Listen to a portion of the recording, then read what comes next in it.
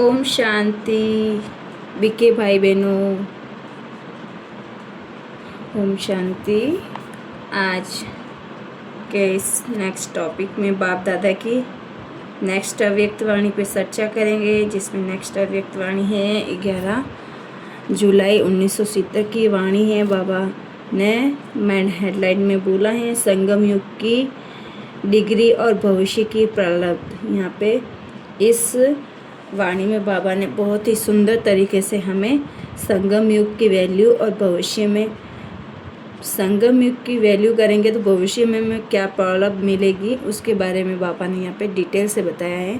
तो इस वाणी में आप सभी दिल से जुड़े रहे और इस वाणी को अच्छे से रीड करेंगे हम। आइए, बाबा ने क्या बोला। आज बाप दादा सभी स्टूडेंट की पढ़ाई बाद क्या क्या डिग्री प्राप्त की हैं वह देख रहे थे। बाबा हम बच्चों की यहाँ पे संगम युग की जो पढ़ाई हैं उसके बाद डिग्री प्राप्त होती है ना, वह देख रहे थे। हम बच्चों की सबकी देख रहे थे। तो इस पढ़ाई की डिग्री कौन सी मिलती है, बाबा हम बच्चों को पूछ रहे हैं कि इस पढ़ाई की डिग्री कौन सी मिलती है। डिग्री मिलनी है व मिली है। बाबा हम बच्चों को पूछ रहे हैं कि डिग्री मिली है या मिलनी है। पढ़ाई के बाद तो डिग्री मिलती है ना। तो इस संगम पर आपको क्या मिलेगा, बाबा बोल रहे, पूछ रहे हम बच्चों से, है ना।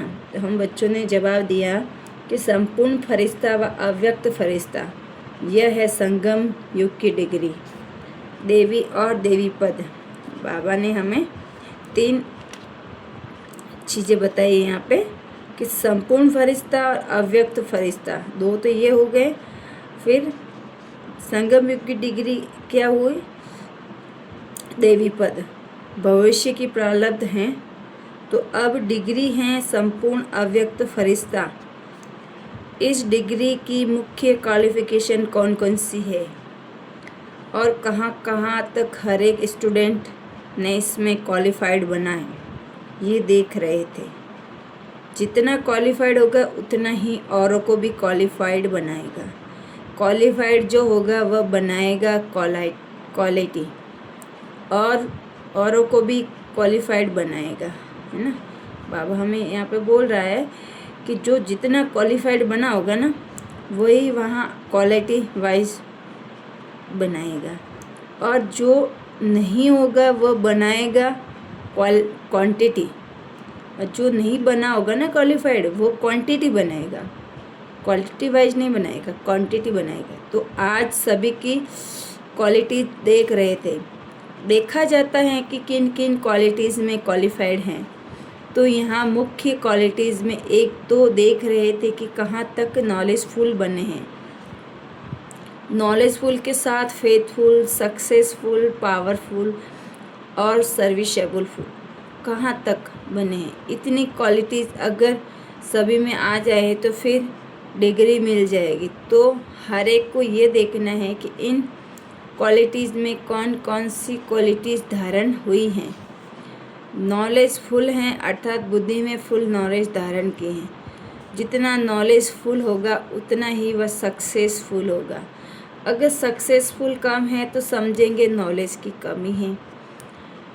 सक्सेसफुल ना होने का कारण क्या है, बाबा हम बच्चों को पूछ रहे हैं कि हम सक्सेसफुल नहीं हो पाते हैं ना बहुत बार, तो उसका कारण क्या है। बाबा में फेथ कम होता है, इसलिए हम फेथफुल कम हो जाते हैं।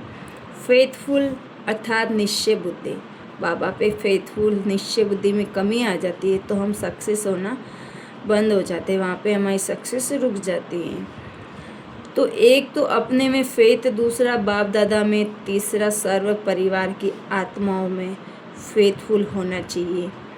बाबा हम बच्चों को ये बोल रहा है कि इन तीनों बातों में हम फेथफुल रहेंगे ना, तो हम निश्चय बुद्धि के आधार पर हम अपने मार्क्स ले सकते हैं। जितना फेथफुल बनकर निश्चय बुद्धि होकर कोई कर्तव्य करेंगे तो निश्चय बुद्धि की विजय तो अर्थात फेथफुल होने से तो सक्सेसफुल हो ही जाता है। बाबा बोल रहे हैं कि आप जितना निश्चय बुद्धि होंगे ना तो आपके सक्सेस, आपका विजय हमेशा मतलब हुआ ही पड़ा है ना, विजय ही है। यहाँ पे बाबा हर उसका हर कर्तव्य, हर संकल्प, हर बोल पावरफुल होगा। बाबा बोल रहे हैं कि जिसकी सक्सेसफुल है, जो सक्सेस हो गया, जिसका बाबा में फेथ है, निश्चय है, उसका हर कर्तव्य, हर संकल्प और हर बोल पावरफुल होगा। वो जो कुछ भी बोलेगा वह क्वालिटी वाइज बोलेगा, है ना। तो ऐसे क्वालिफाइड को डिग्री ही यह प्राप्त हो सकती है। अगर डिग्री को प्राप्त नहीं करते तो क्या होता है मालूम है? कोर्ट द्वारा क्या निकलता है? डिक्री यानी नोटिस।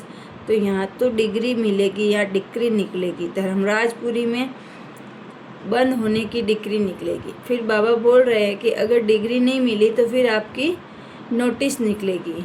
फिर वो नोटिस कहाँ निकलेगी? धर्मराजपुरी में। तो धर्मराजपुरी में बंद होने की डिग्री निकलेगी, फिर आपका मतलब डिग्री बंद होने की आपकी नोटिस निकलेगी। तो बाबा हम बच्चों को इतना सावधान कर रहे हैं। इसीलिए पुरुषार्थ करके डिग्री लेनी है, डिग्री नहीं निकालनी है, यानी नोटिस नहीं निकालनी है। जिनों पर डिग्री निकलती है यानी नोटिस निकलती है वह शर्मसार हो जाते हैं। इसलिए सदैव चेक करो कि कहाँ तक क्वालिफाइड बने हैं। यहाँ तो मुख्य क्वालिफिकेशन बताई हैं, लेकिन लिस्ट तो बड़ी लंबी है। हर क्वालिटीज़ के पीछे फुल शब्द भी हैं, फेथफुल, पावरफुल। तो इस रीति से सभी गुणों में फुल हैं, तब तो डिग्री मिलेगी ना। बाबा हम हमें बोल रहे हैं कि जिस हमारा क्वालिटी तब होगी, हमारी क्वालिटीज़ और हमारी डिग्री तब निकलेगी जब हमारे सब वर्ड के पीछे फुल लगेगा, है ना। तो इस रीति से हम सभी चीज़ों में, सभी गुणों में, सर्व खजानों में फुल हो जाएंगे, तब तो डिग्री मिलेगी। बाबा हमें उसके बाद डिग्री देंगे। ऐसे कैसे डिग्री दे देंगे? मंजिल लंबी है ना। इसमें बहुत सहज रीति से कुछ नहीं मिलता है ना।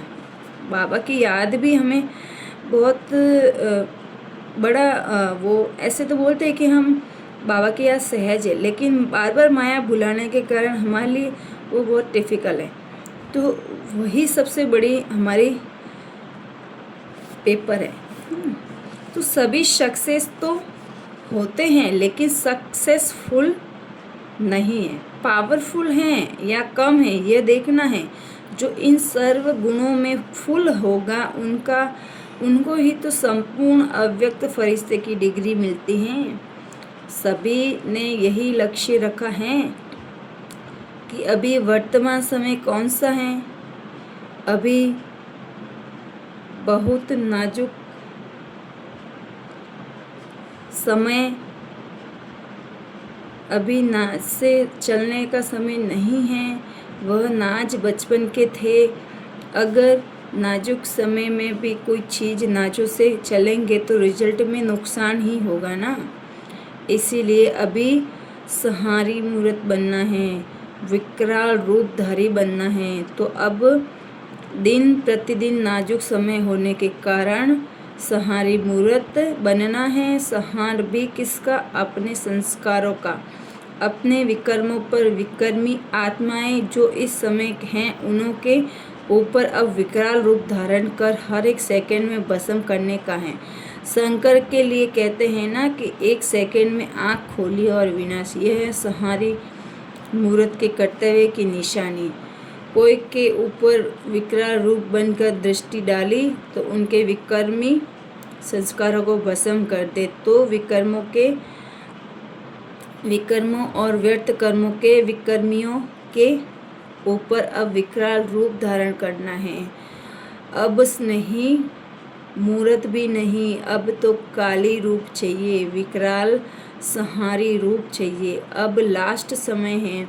अब तक अगर विकराल रूप धारी नहीं बनेंगे तो फिर अपने विकर्मों और विकर्मियों का सामना नहीं कर सकेंगे। अभी समाने की बात नहीं है। विकर्मों को, व्यर्थ संकल्पों को व विकर्मियों के विकर्मी चलन को अब सामना नहीं लेकिन संहार करना है। अब स्नेही को समाना है, शक्ति रूप को प्रत्यक्ष करना है। शक्ति को एक ही समय 3 बातें धारण करनी है। एक तो मस्तक में मात्र स्नेहीपन का गुण, रूप में रूहानियत और वाणी में ब्रज। एक एक बोल विकर्म विकर्मियों को खत्म करने वाले हो। जब यह 3 बातें इकट्ठी धारण होगी तब क्या होगा? विकर्म और विकर्मी भस्म हो जाएंगे। शक्तियों की नज़र से विकर्मी आत्माएं कंपायमान होगी। किससे? अपने विकर्मों से। तो अब संहारकारी बनो, जल्दी जल्दी संहार करो। कहा श्रृंगार करते करते संहार को भूल जाते हैं। श्रृंगार तो बहुत किया लेकिन अब संहार करो। मास्टर ब्रह्मा बने, पालना की, श्रृंगार किया, लेकिन अब पाठ है संहार करने का। तो शक्तियों का अलंकार और शक्तियों की ललकार और शक्तियों के किस कार्य का गायन है? घुंघरू की झनकार, घुंघरू डालकर असुरों पर नाचना है। नाचने से क्या होता है? जो भी चीज़ होगी वह दब कर खत्म हो जाएगी। निर्भयता और विनाश की निशानी यह घुंघरू की झनकार है। ऐसे नहीं कि पांडवों ने नहीं किया। पांडव भी तो शक्ति रूप हैं। शक्ति रूप में दोनों आ जाते हैं। तो यहाँ तीनों कर्तव्य प्रैक्टिकल और प्रत्यक्ष रूप में चल रहे हैं। अब कमजोरों का काम नहीं, मैदान में कमजोर नहीं आते, सूरवीर आते हैं। तो अब मैदान में प्रत्यक्ष होने का समय है। सूरवीर शक्ति रूप बनकर प्रत्यक्ष रूप में सामने आओ। जब इस रूप में प्रत्यक्ष होंगे तब क्या होगा? प्रत्यक्षता। बाप और बच्चों की प्रत्यक्षता होगी। जितना प्रत्यक्ष होंगे उतनी प्रत्यक्षता होगी। तो बाप को प्रख्यात करने के लिए प्रत्यक्ष होना पड़े। अब तक अपनी ही कमजोरियों को विदाई न देंगे तो सृष्टि के कल्याणकारी कैसे बनेंगे? इसलिए अपनी कमजोरियों को विदाई दो, तब सृष्टि के कल्याणकारी बन सकेंगे। अच्छा, बाबा ने अपनी वाणी को यहीं विराम दिया। फिर बाबा ने मधुबन में पार्टियों से बात की। फिर पार्टी वालों से बाबा ने बात की कि फर्स्ट वर्तमान में सभी विशेष क्या पुरुषार्थ कर रहे हैं। यह संदेश देना यह तो साधारण बात है। विशेष आत्मा बनने के लिए विशेष कार्य करना पड़ेगा। आजकल दुनिया में जो विशेष आत्मा है उन पर विशेष ध्यान देना है। एक विशेष आत्मा के ऊपर ध्यान देने से अनेकों का ध्यान स्वतः ही खिंच जाएगा। विशेष आत्मा पर ध्यान देने से वह विशेष नहीं, तुम विशेष बनोगे। विशेष ध्यान से कोई भी व्यर्थ संकल्प, कर्म व समय नहीं जाएगा। शक्ति अगर जमा हो जाती है तो फिर विशेष सर्विस भी सहज हो जाती हैं। अब पुराने हिसाब किताब के चौपड़े को ख़त्म कर नया चौपड़ा बनाना है। जितना क्वालिफाइड होता है उतना ही उनकी वैल्यू होती है। वैल्यूबल चीज़ को कभी साधारण नहीं रखा जाता है, उसको विशेष स्थान दिया जाता है। तो क्वालिफिकेशन के सामने रख फिर नोट करते जाओ कितना % बने हैं। जब 100% हो जाएंगे तो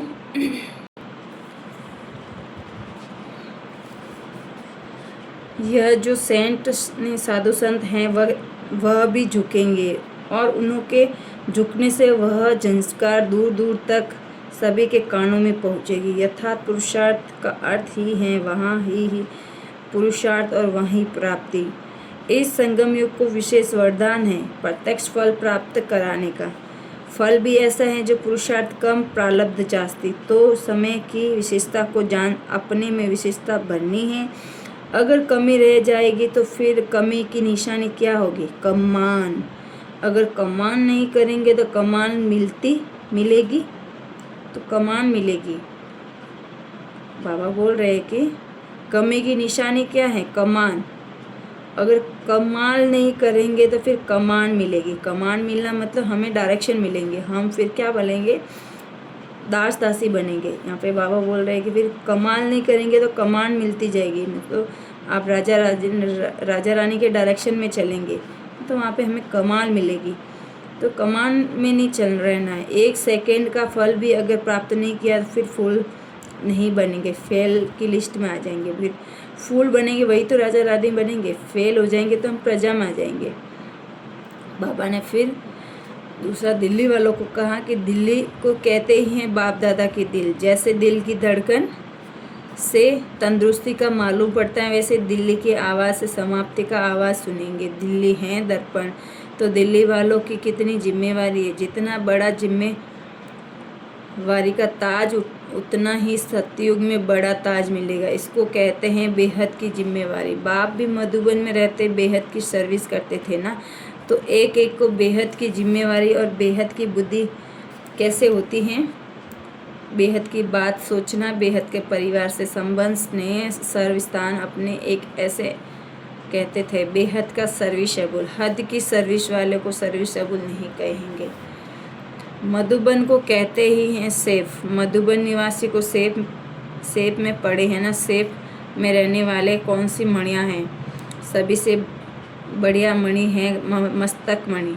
मस्तक मणि कम होती हैं, हृदय मणियों ज़्यादा होती हैं तो ज़्यादा सेफ रहते हैं, तो वह है मस्तक मणि। योग युक्त और निश्चय बुद्धि बनकर के कर्तव्य करने से सफलता प्राप्त हो ही जाती है। पहले से ही अगर यह संकल्प बुद्धि में होता है कि करते हैं परंतु मिलता मुश्किल है, यह संकल्प निश्चय बुद्धि की परसेंटेज को कम करता है। निश्चय बुद्धि हो करे तो फेल नहीं होंगे। समस्याओं का सामना करने से सफलता मिलती है। विघ्न तो आएंगे लेकिन लगन की अग्नि से विघ्न को भस्म भी हो जाएंगे। अच्छा, ओम शांति। बाबा ने अपनी वाणी को यहीं विराम दिया, हम भी अपनी वाणी को यहीं विराम देते हैं। और इस वाणी में आपको क्या अच्छा लगा कमेंट करके बताएं, और अगर वाणी में कुछ भी आपको समझ में नहीं आ रहा तो भी कमेंट करें। अच्छा, ओम शांति।